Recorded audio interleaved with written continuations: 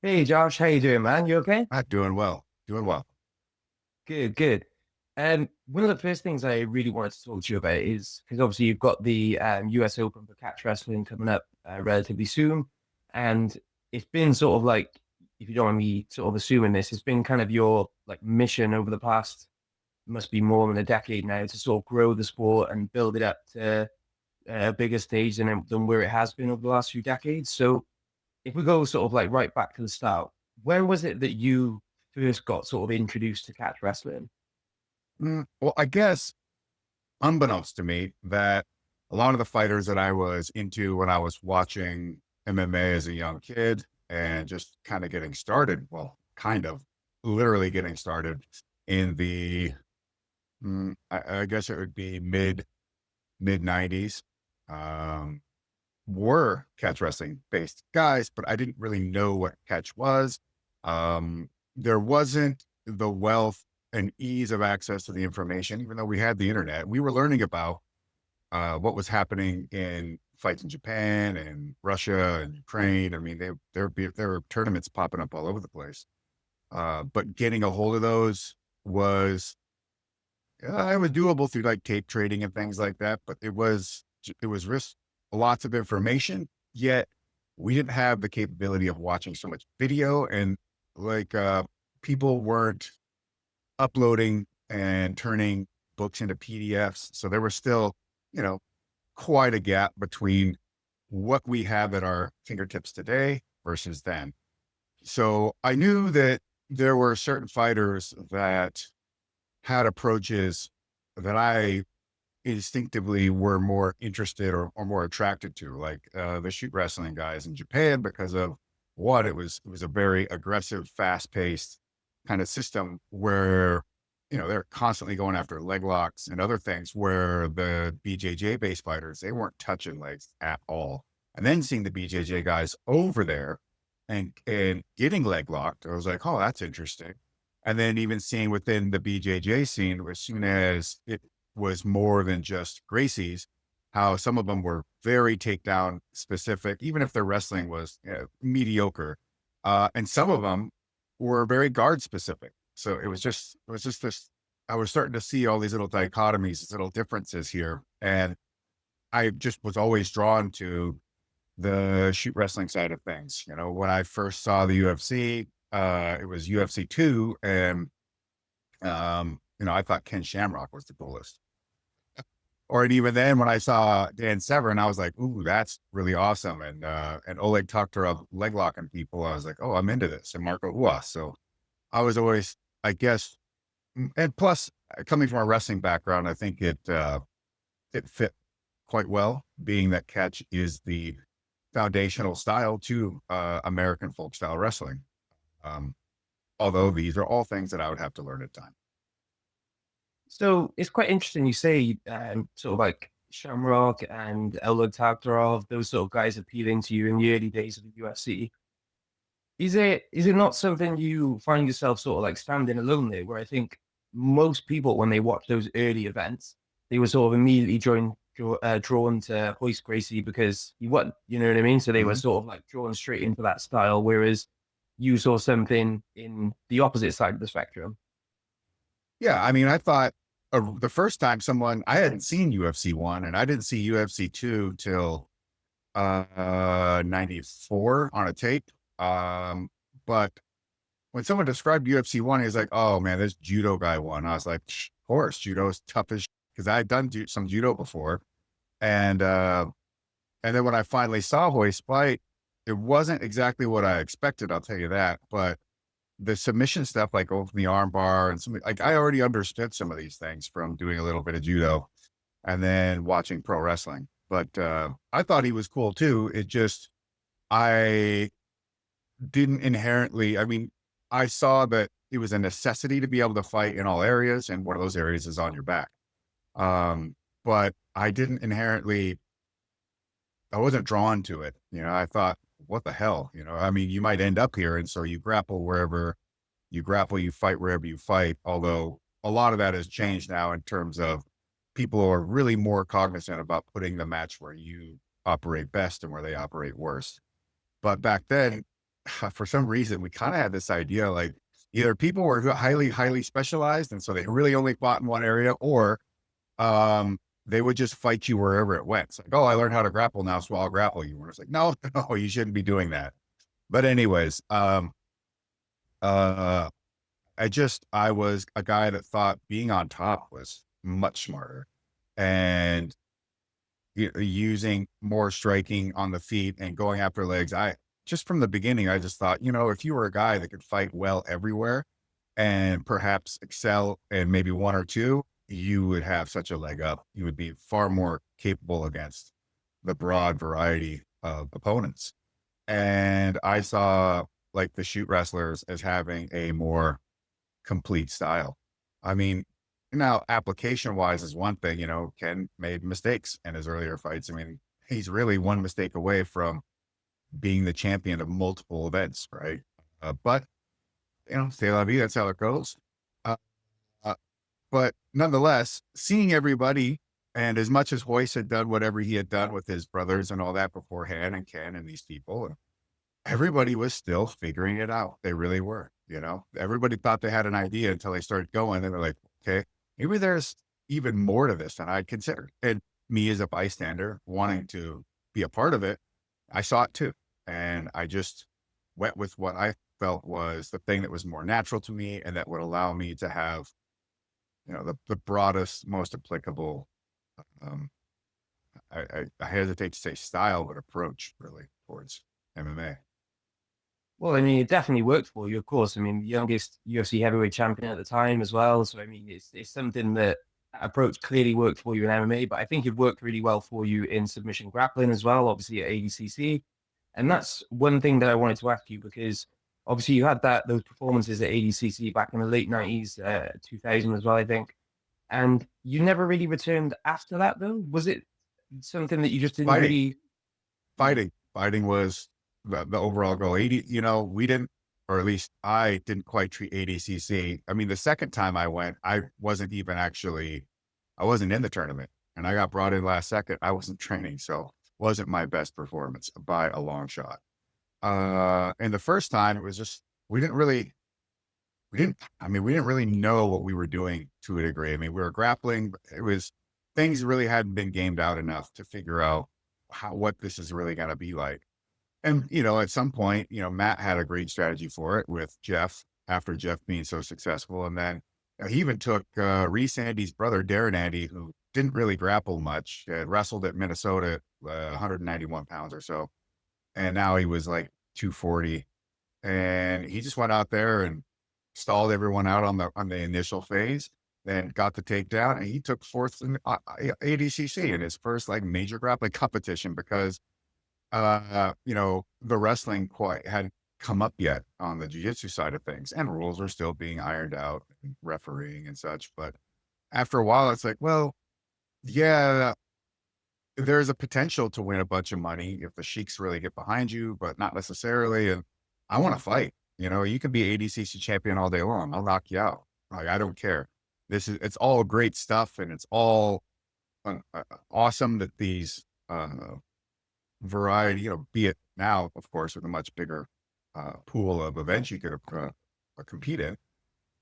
It's all great, but to me, fighting was king of the hill. This is the thing that incorporated everything, had the least restrictions, and allowed the most dynamism in terms of the arena.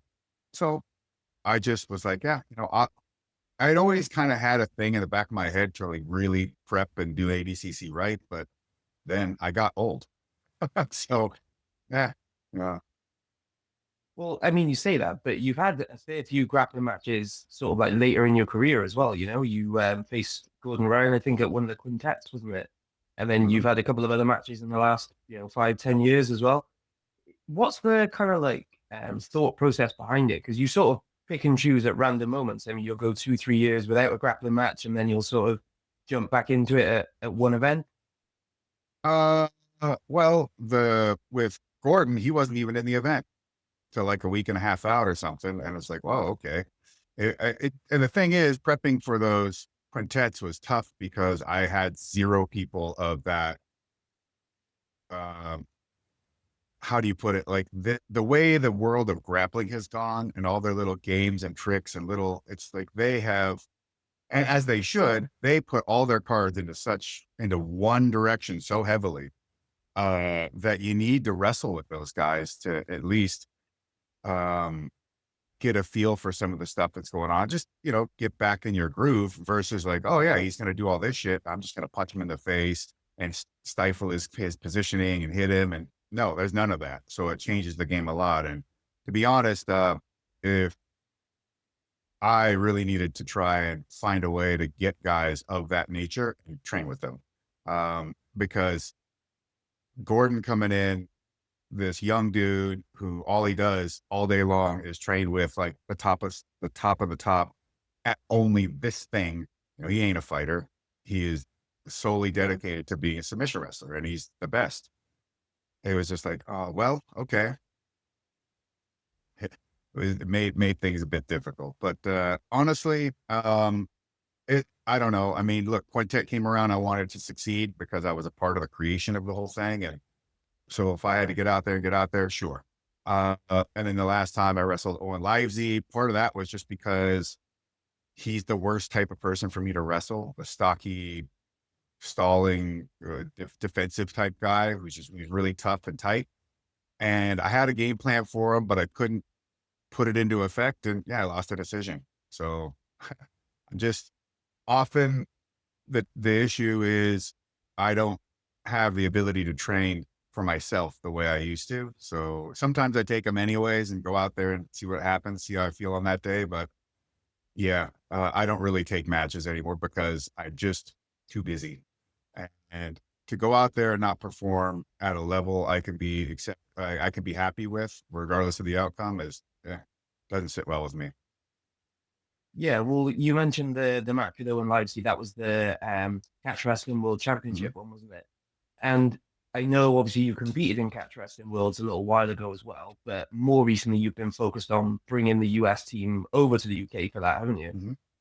Yeah. Well, it's that, but it's also just being a part of what Andrea and the Snake Pit are doing and trying to help bolster that event and them and their gym as a place for catch in the world, and a place with the event, I should say, as a destination for other competitive, combat sport athletes, and wanting people to be interested and excited, curious, whatever the case may be, but something to draw them into it to do it. And then even increase that viewership as well.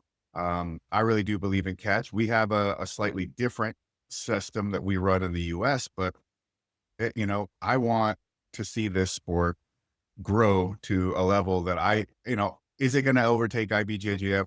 No, but can it be something um, that has more notoriety, that has its own set of athletes? And to be perfectly honest, like,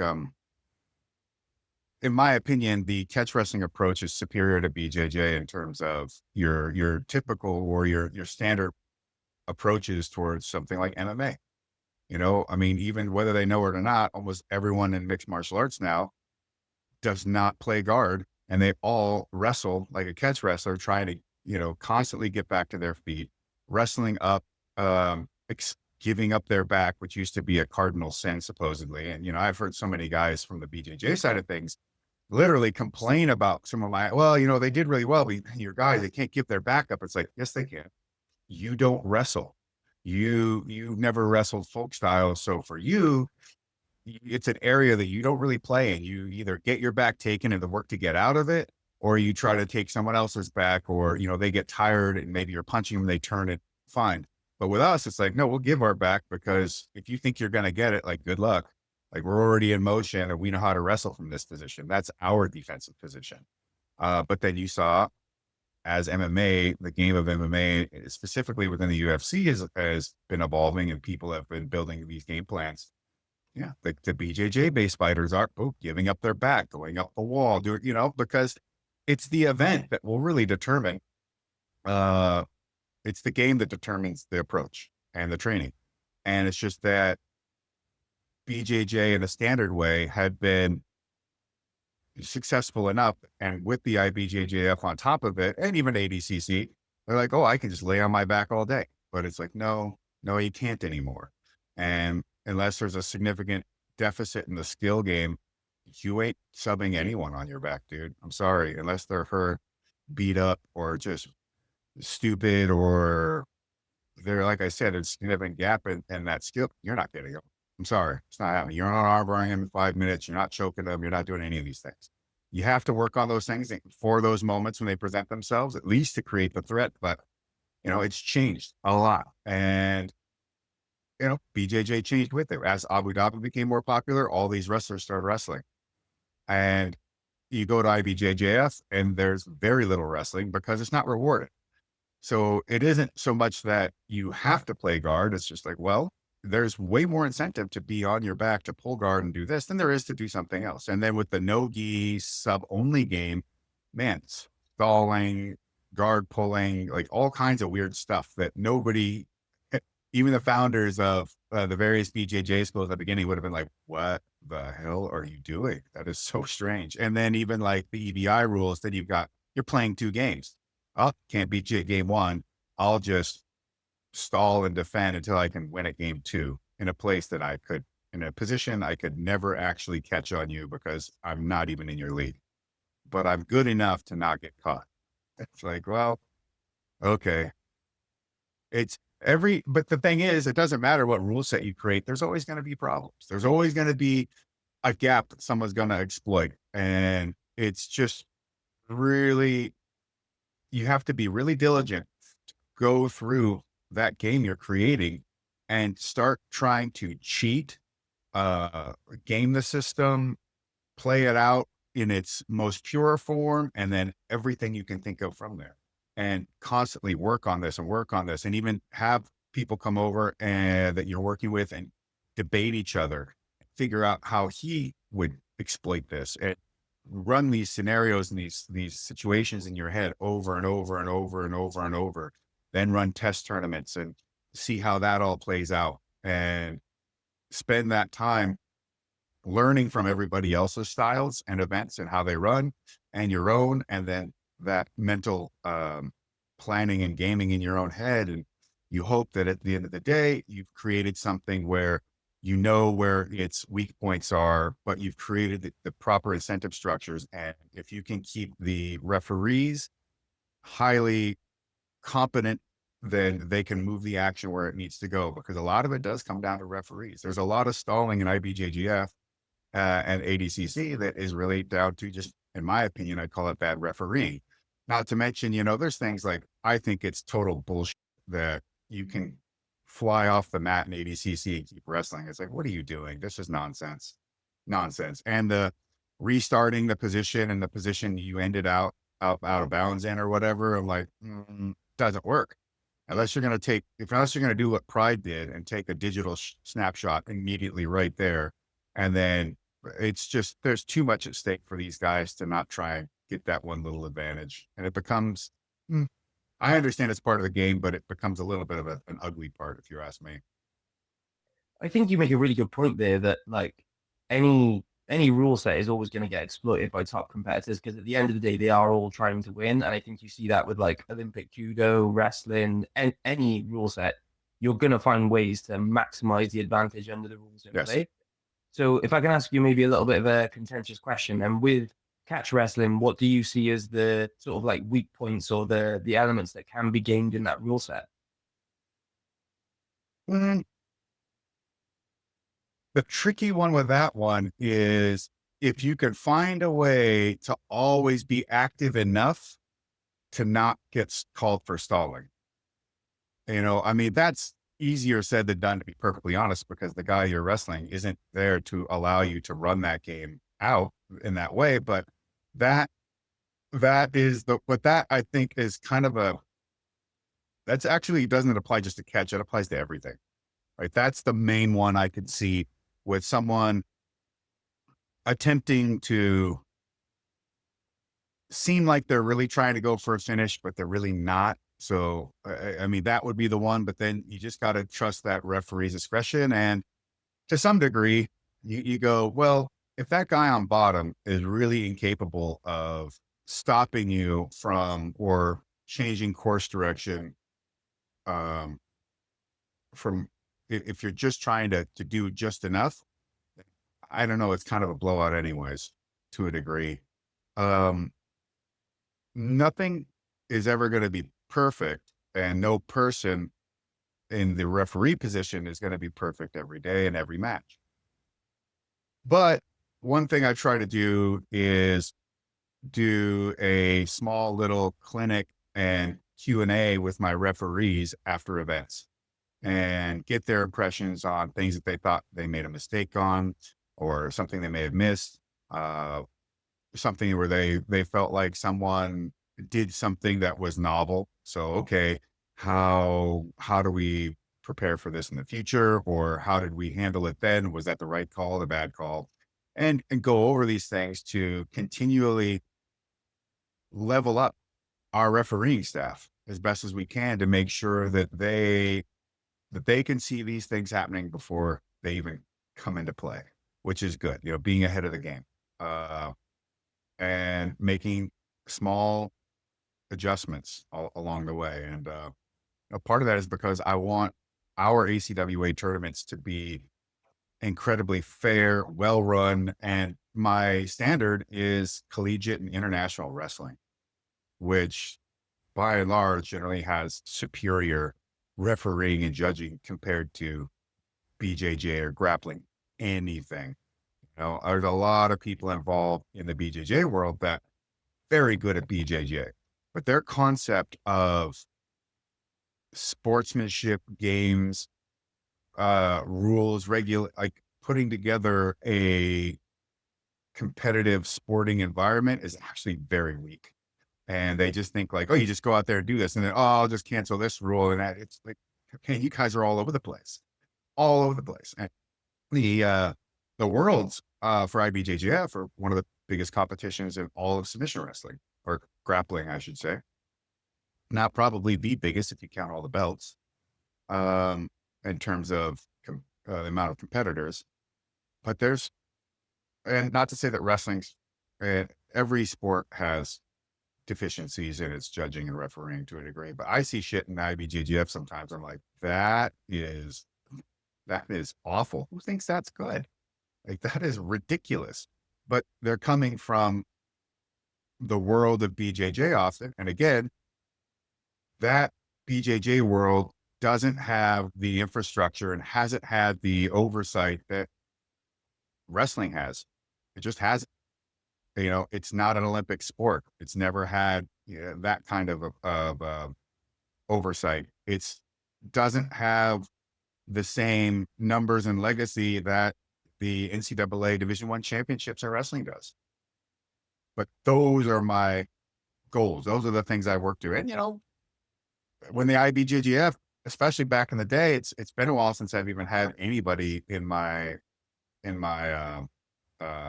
circle want to even do one. Like, every now and again, someone will come out of the blue and I'm like, fucking fine. You're going to have to find someone to sign up under, because I'm not paying them for black belts and this. And you got to be fucking out of your mind. I'm not doing it. And then you're going to have to pay, I don't know, like $150 or something crazy for only one match, guaranteed. But I'll sit back, and I remember the days when, hey, it's the Pan Ams, and the guy who just competed at like 3 isn't getting his belt until 7, or his medal. And I'm like, what the fuck is that about? It's not like there's a big medal ceremony. And no, it's just that everyone, or his bracket maybe should have started at 3, but now it's not starting till 5, or something crazy like that, where you go to a USA wrestling tournament like the US Open, and every wrestler knows when their match is going to happen, what mat it's going to be on, who their next potential. I mean, everything is just laid out so perfectly. And to me, I'm like, okay, that's the gold standard. You got to run things like that, because if I can remove any anxiety that comes from that side of the thing, then the athletes and the coaches can focus on just being the best at what they need to do on that day. And that is ideal. So one thing you mentioned there as well during that, I think, is a really important point to elaborate on, where in Jiu-Jitsu, it is quite difficult to get consistent refereeing because we have so many different rule sets. Even though the IBJJF is probably the major one alongside Mhm. ADCC for Nogi, there's still within that, different rules at different belt levels. There's different rules at other tournaments that maybe aren't as big but are still popular. And then you've got God knows how many professional events like CJI, EBI, that sort of thing, where the rule set different every single time. So I think for a lot of referees, if they want to make a sort of like regular career of judging or refereeing events, then they're operating under so many different rules at any one time that it's got to be quite difficult to manage that. Whereas that's probably an advantage you have with catch wrestling at an earlier stage now is that you can build one unified rule set that everyone knows what's going on. Everyone can, as it grows, sort of I learn mean, with it. that would be ideal, but I'm actually not concerned about that. Like I said, our rule set at the ACWA and the rule set of the Snake Pit, they're different, and that's fine. And you're right with all the different rule sets that does create, it makes it more difficult if you're going to be a referee or even a competitor. But the key is this: at the end of the day, no matter what all their little rules and regulations and stipulations about this and whatever that is, the main thing, the number one thing, not only do you as a referee need to understand, you as a competitor need to understand, as a coach need to understand, but you, the event organizer, need to understand most of all, what are the main goals of this competition? What are the goals and what is the hierarchy of those goals? Once you understand that, when you look at those rules, if they don't move that hierarchy, those goals and that hierarchical order appropriately, then that's not a good rule. Then you have to change that rule. And for me, if you're not working to pin or submit your opponent, you're stalling. That is our hierarchy. And pin doesn't have a priority over submission. It's just that it could occur even in the midst of you applying a sub. So if I'm trying to, put a arm triangle or a side choke on somebody, I could pin them flat on their back before the sub is locked in. And I've got them stuck hard enough that they cannot keep both shoulder blades from being down for 3 seconds, which, to be honest, 1,000, 2, 1,000, 3, 1,000. If you're on your back, you can't move enough to get one shoulder up, you are fine. Like, you're not going anywhere. And as long as I'm working towards those goals and those rules are towards those goals. So that means scoring criteria, everything has to move within that within those goal sets, within that hierarchy of winning your competition. If as long as you stick with that, you're good. But like EBI at times, Eddie has a tendency to just change the rules on the day. People come up with ideas, and I understand they want to improve their event. But like I said, that's something that has to be worked out in advance, and then you have to apply it with enough time for people to make the proper adjustments for a legitimate sporting event, in my opinion. And the thing about these other rule sets is I think they get lost in the weeds about thinking about doing this and this guy's going to do that, and they get all this like cause and effect stuff going all over the place, and then they might even start off with this kind of basic framework, let's just say from like IBJF or ADCC, and they don't ever think like, well, maybe even that framework isn't right for what we're doing. Like that, it's got too many deficiencies towards what we actually want our event to be like. But if you're locked into thinking from here already, then you've already cut off all those possibilities. And then, like I said, it's like in IT, you're just, or in electrical, you're chasing bugs, but you're not actually, but you just came in and it's already there. And now you're just scrambling around trying to find it, which is just insane, hair pulling and nuts, versus understanding what the system is supposed to do itself, and then working from that base and forward, and then seeing under those order of operations where those problems might lie, because, oh, well, this switch didn't open. Why is that? Well, it needs 12 volts. Why is it not getting 12 volts? Well, and you can go from there. But if you're if you're not going through elimination, getting down to the base core concepts, then you're just randomly throwing out changes and chasing bugs, and you'll never know what change actually made what difference. But now you've got this fucking Christmas tree light tangled ball of water and you can't get it undone. So,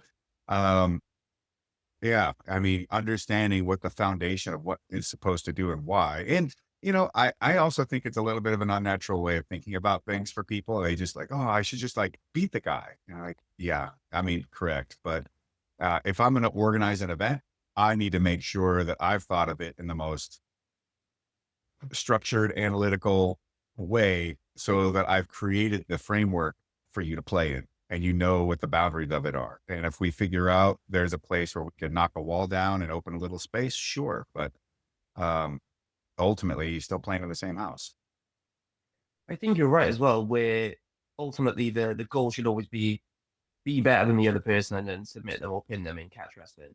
But realistically, there's not many competitors in the world that can just take what they do into any rule set and just win. Like it's not really, I don't think it's realistic to expect even half of the competitors that are out there to just be able to show up on the day with no knowledge of the rules, just do what they do and win. Like it's not really going to happen because at the end of the day, the other half of the competitors out there are going to be studying the rules. They are going to be gaming it a little bit. And even though they might not technically be maybe as good of a grappler, like a well-rounded sense, they can be better at the smaller elements of the rule set that will give them the win. I think that's something you see fairly often, especially when you watch, thousands of grappling matches in different rule sets. You'll notice people that maybe aren't as good in terms of their whole career will beat grapplers that may be better than them, but under a specific rule set that actually suits their style a little bit better. Yeah. I mean, and look, ultimately everybody on that day is who they are that day, and maybe there'll be someone else the next day, but that's what you got on that one. And, at the same time, as we should understand the structure of the games that we want to play in, we should also understand that it's also at the end of the day, it's all wrestling. You're all getting out there, grabbing someone and throwing them, or even if you're pulling guard and trying to sweep them and reverse them, attack their arms and control them. And there's more alike than there is different. It's just like, there's just different incentives that you need to understand. And that's something that's really shocked me is starting off, like we would wrestle in anything, any kind of competition just to get experience and to challenge ourselves. These days, people are like, no, I need to focus on these blue belt Pan Ams. You're like, who cares? I don't care about any blue belt world champion of anything ever. Like most of you guys probably quit after that. Like, I just don't care. Like, it makes no sense. It's like, oh, I'm a black belt, but you're 12. I don't care. Like, I remember those old karate films. They're like, oh, this little child's going to beat up all these grown men. Like, no, you're not. Like, a 10th degree 11-year-old black belt is going to get the crap kicked out of him by one drunk guy on the street in Wales. Like, it's just going to happen. I'm sorry. He's a grown man. So people get these really weird myopic, like, I can't train out. I can't, if I don't have a gi on, it's just, what do you mean? What do you mean? It's way more complicated to wrestle with a gi on and have all this stuff where without it, none of that works. It's a more specialized system. Wrestling without it makes you more universal, more generic, general, more, you have a more broad variety of capability than with the gi. You've increased the amount of options, but you have narrowed the scope of which you can grapple in because hey, you don't have your gi on. Well, I can't do all my chokes I want to do. Like, well, okay, well, I guess your chokes are very niche then, aren't they? I suppose they are, but that's okay. Like, that's the thing, I can bring up these critiques, but it's not to say that's damning. It's just to say that just understand what it is you do and where its strengths and limitations are. And then what is the base thing that we're doing? Whether you're wearing a gi or not, it's wrestling somebody, controlling them, off balancing them. isolating limbs and body parts and attacking. But you could do that in anything. And so when I'll put these competitions on, and you're guaranteed 2 matches, you've got wrestlebacks, all if you lose an IBJJF, anything, like, oh, you're out. Bye. Thanks for the money. But and then when it gets to your medaling, it's like 2 third places. I think that's one of the stupidest things in all of combat sports.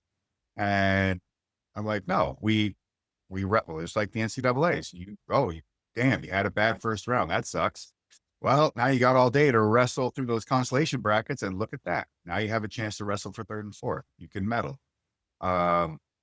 which gives somebody that second chance. And as a wrestler in high school, I remember what a big thing that was to see people wrestle their way back through, and to see it in the NCAAs and other combat sports. It's like, okay, yeah, it's a cool story. You could have one mistake or one bad matchup, but yet that didn't take you out of medal contention entirely. Like, you have another shot. The other thing is, like, we put on inexpensive tournaments because we want to get numbers and we want to get people exposed. But because, and it just has to be accepted, BJJ is the most, is the biggest and broadest, it's the most accessible and trained submission wrestling art there is in the whole world, period, right now. I mean, there's nobody doing more. There's nobody in the realm of submission. I mean, in the realm of just wrestling in general, yeah, it's probably freestyle. But in the realm of submission wrestling, BJJ is king. It is the biggest, and it has the largest competitor and participant base. But these guys and gals get into these really weird mindsets where they're so afraid to lose anymore. They're so afraid to do anything new. They're so afraid to, like, if it's not exactly the thing in exactly the right way, I won't do it. It's like, look, you're going to have less of your life doing this than you are everything else. And that could be for a number of reasons. But by and large, you only get to be an athlete a small part of your life. So take advantage of it. And, for me, it's frustrating because I see this approach as a positive. Other people just don't see it that way. And that at the end of the day, it impacts how difficult it is to raise competitors. And if you call something, and it's funny, if you just mention wrestling at all, everyone thinks like you absolutely cannot wrestle off bottom. It's like, well, yes, you can. And if you tell them they can't play pull guard, they lose their like, it's abdicating an entire plane of combat, in my opinion, because while wrestling and takedowns can score an IBJJF, and to be perfectly honest, or even an EBI, nobody should. Why even wrestle on their feet? Everyone should just flip a coin. One guy gets to start on bottom. One guy gets to start on top. They end up on their feet. They go back to where they started on bottom. And, it's like, you guys don't care about wrestling at all. And nobody has to wrestle if they don't want to. So why bother? What's the point? I honestly think that CJI has an interesting approach, but honestly, like, I still think their rules need to be fixed too. Like, if you're gonna pull guard and you get no sweeps, no subs, you don't get close to even getting any subs, sorry, you lose that round. You decided, nope, I'm not even going to wrestle you. I'm not going to do anything in this area. I'm going to completely abandon. I'm going to forfeit this. Well, that's that's 1/3 of the match. You start on the feet, not on the floor. And wrestling on the feet is an area of combat where you're like, nope. Okay, that's passivity. You don't even want to bother with it. You don't even want to try to find a counter. You lose that round, in my opinion. Unless you think your game on bottom is strong enough and good enough that you're like, you know what? I can't wrestle with this guy, but I have so much faith in my ability down here that I'll get him to have to come into my guard, and then I'll score from there. But when you don't, and you don't even get close, in my opinion, you lose. Like, you're the one who ran away from one area to now put your eggs in this other basket. Well, none of them hatched, bro. Sorry. You lost that round. Well, I think that's a good point as well, especially with reference to the catch wrestling rule sets. Is like you said, because you do essentially force people to stand. I think that is a turn off to a lot of jiu-jitsu competitors that might want to do it otherwise. But I noticed from like the results of catch wrestling, both here in the UK and in the US, the recent tournaments you've had in the last few years, you do have a fair amount of MMA fighters who turn up and do really well, or former wrestlers that maybe are like blue belts or purple belts in jiu-jitsu that We've have got had good wrestling base. plenty of people from 10th Planet and just other BJJ schools do fantastic. Now, I mean, we've had like uh he competed in CJI, Adam Travers. He or anyways, he competed in one of the tournaments. Now he has some wrestling skill. So man, he was an active girl that day. He did great. I think he was only a purple or brown belt at the time. But he did fantastic. But we've had guys from, like I said, from 10th Planet or other BJJ schools, and their wrestling wasn't really a very strong point for them. But in our rule set, like you cannot score a pin inside someone's guard because I feel like you don't really have full control. As much as in amateur wrestling, that would be considered a pin, and it's considered a pin at the snake pit. In my opinion, like having those, knowing what it's like to play bottom like that, you have control points. You are stopping momentum. If this guy wanted to be chest to chest to the side of you, side control, well, your legs are stopping him from advancing to that position. If you wanted to attack his neck or his arms or whatever, like good luck. I mean, there are like a few little niche ways you could go for it inside someone's guard, but by and large, it's a good control point to have them inside that saddle and using that bottom scissor to adjust people's balance and weight and attack. So I'm like, nah, you can't score a sub there, or you can't score a pin there. Now, if I can get to half guard or anything else, it's like, okay, well, get off your back. And yet we've had plenty of people from those schools that I mentioned do just fine and submit people off of their back, sweep and pin and all kinds of stuff. It's just really, it's for lack of anything else, it's just lack of imagination, lack of abstract thinking, and too busy focusing on what something isn't compared to what you do, instead of just being like, yo, I wrestle and grapple every day. Like just go out there and go after them. And I think one of the things that stands out is that when these folks will show up and they're like, wow, this is actually really exciting. It's really fast paced. And it's constantly moving, which is what I want. I'm not saying there's no place for, the EBIs and the ADCCs, and obviously there is. And if you want to do rule sets where you get guys like in stalemates for minutes on, like, fine, that's okay. There's a place for everything, and it's still combat sports. And sure, like we've seen a few of the no time limit stuff, those end up turning into shows, but sure, I still think it's cool. I might only watch it once on fast forward, but I dig it and I respect it. But what I want out of our catch wrestling rule set is I want an exciting environment, not just for spectators, but for the competitors themselves. It's only 6 minutes, so I want you guys going out there and giving it your all. And then obviously you've got the catch wrestling worlds has been going on for quite a while, and the US Open over on your side of things is relatively recent compared to that. What do you see as the next sort of like steps in the growth of catch wrestling? Like, where do you go from here now? I mean, I think our US Open, I believe our first US Open is the largest modern catch wrestling tournament that's ever existed. But with the way the snake pit's gone, I don't know that it's going to remain that way, and they're doing awesome. And I'm happy to be a part of helping increase those numbers. The more numbers, the better. But I think ultimately the number one thing that catch wrestling needs, you need adequate coaching and adequate schools. And that's the thing we lack the most. We need schools and coaches that can develop proper competitive athletes that don't just compete in catch either, that go out and compete in submission wrestling tournaments and grappling tournaments and EBIs and CJIs and whatever. And when you see guys, if someone shows up and they start winning And they're like, well, who's that guy? Well, what does he do? Well, I'm going to do that now too.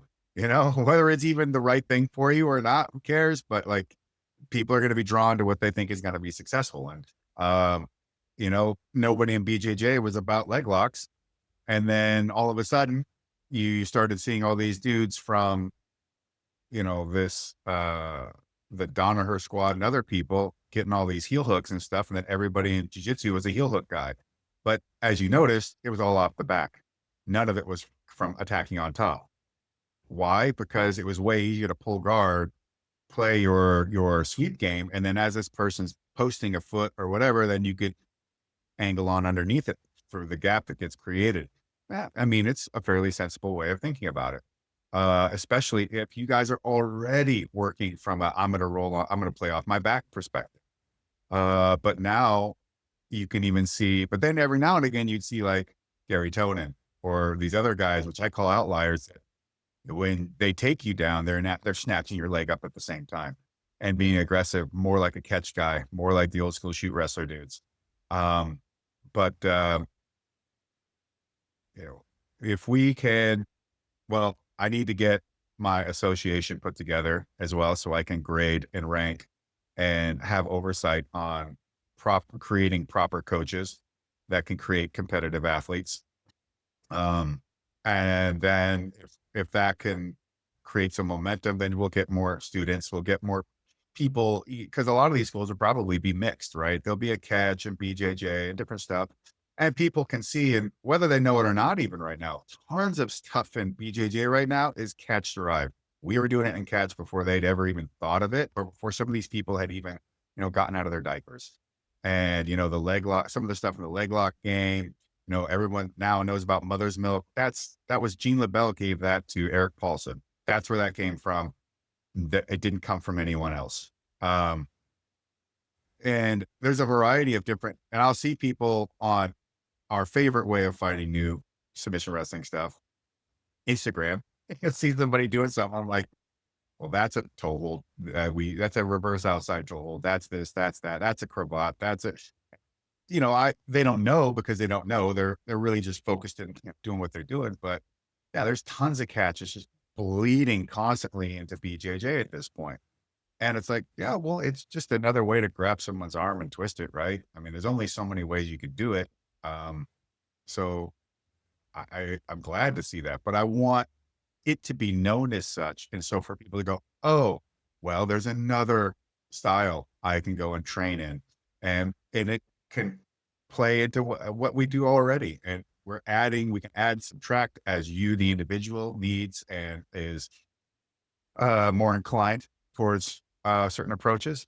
And boom, we've got now a bigger base of potential competitors and active people training in it, which is good. And, with good coaching will come good competitors, and those people will want to compete because, that's what they're building for. Nice. I think that's a good sort of like roadmap for the future, especially with, like you said, your like affiliation and stuff as well. That's a good way to have like input from the top down kind of thing. And that's pretty much everything I wanted to run through with you, though, Josh. Is there anything that you want to say? Like, do you want to let people know when the next Open is now? Yes. So the next catch wrestling tournament we're running, it's our Spring Open. It's our spring. I guess it should be Summer Open, really. But August 10th, and that'll be at Sonora High School. It is just an open, which means it's not the U.S. Open. The U.S. Open is our national championship. We only hold that once a year. And we only started holding those. We've only had 2 so far because I didn't feel that things had gotten to a point that we should do a legitimate national championship, because I wanted people who become All-Americans or national champions to really be of a caliber to represent that. And at the same time, for us on our end to be able to put together a tournament of that capability, and even, finding the ways to get it shot, filmed, all that kind of stuff too. It's very important. And things would probably move a lot quicker if we had somebody funding us, but we're just doing it. We just do it from event to event and just make sure that we just don't go in the black or go in the red. That's it. So the next one's Sonora High School, August 10th. We're going to stream it at the ACWA YouTube channel, which you can also see the finals matches from the last US Open, as well as some other catch wrestling matches out there that we have had, and also from other people like the Snake Pit. It's only $40 for men to enter online. It's free for women. You know, why do women get in for free? There's just a lot less of them in general competing in these sports. And we want to encourage them to come out and compete. And to be honest, for whatever reason it may be, it's always a lot harder to get women competitors. Now, of course, I already mentioned there's just a smaller pool, fine. But they also tend to, what I've noticed, they tend to get very locked in. Like, if I do gi, I won't do anything else. And if I do no gi, I won't do it. Like, it's just really weird. And it's like pulling teeth. So I just like, look, come out here and compete. It's free. You're guaranteed 2 matches. You could do, if all you want to do is the same stuff we do in BJJ without pulling guard, you could do that here. If you want to do, like, we're not gonna restrict you to some way that you cannot be a BJJ player. Yes, you can. But get on the mats and see what it's like to come out here and just compete. And in what I believe is one of the best, if not the best, structured tournaments around. So all that information can be found online through like links in my bio on Instagram and Twitter. We're posting this information all the time. And if you sign up for any of our tournaments, you'll go on the mailing list, and I'll send out invites through Eventbrite and all that to keep you guys all up to date. And yeah, you know, just hoping to get as many people out there on the mats, just competing. And with it being just a standard open tournament, the one thing that we do for these opens is we don't have strict weight classes. We do what's called pools, weight pools. So everybody weighs in the day of the competition. And then after weigh-ins, we give you all about 30 minutes or so to move around, warm up some. And we make our brackets right there. We'll pool all the closest weights together and create brackets out of that. So I don't want people killing themselves over cutting weight for a tournament that is, I mean, I'm not saying it's worthless or it doesn't mean anything, but it's not the national championship. And I want you on the mats. I don't want you showing up and be like, I did all this work to cut weight and now I've got one guy. And it's like, well, no, let's try to make it so you can get the most out of getting on the mats that day, because that's what you showed up for. And honestly, we want you to wrestle too. I don't care if I have to referee more matches that day. Don't care. In fact, it makes me really happy, because the more matches, the more data, the more possibility of people finding this, seeing it. It's just way better that way. So, you know, we want you all on the mats with us. Awesome. Well, thanks very much for your time today, then, Josh. And like I said, I'll be looking forward to seeing the results now when they come out in about a month, 2 months. Yeah. Thanks a lot. Thank you very much. Cheers. Take care.